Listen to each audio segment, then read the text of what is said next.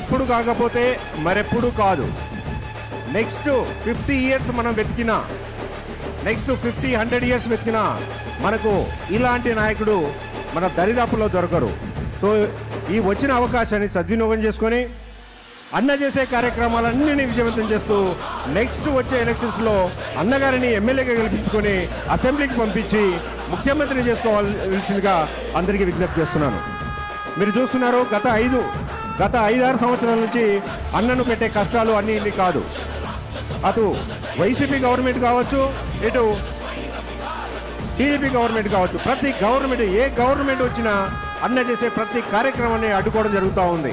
అయినా ఫుట్బాల్ని గోడకేసుకొస్తే ఎలా తిరిగి వస్తుందో ఆ విధంగా అన్న ధైర్యంగా ఇన్ని సమస్యలు ఎదుర్కొంటూ మన కోసము, మన బిడ్డల కోసము పోరాటం చేస్తున్నారు. అన్న కావాలంటే ఎప్పుడో ఎమ్మెల్యే కావచ్చు, ఎంపీ కావచ్చు, మినిస్టర్ కావచ్చు, బట్ మన కోసము, మన అందరినీ, మన బీసీ నాయకులని, మన బీసీ బిడ్డలని నాయకులు చేయాలనే తపనతో అన్న మన కోసం కష్టపడుతూ ఉన్నారు. సో అందరూ దయచేసి అన్నకు సపోర్ట్ చేయవలసిందిగా మనవి చేస్తూ థ్యాంక్ యూ వెరీ మచ్.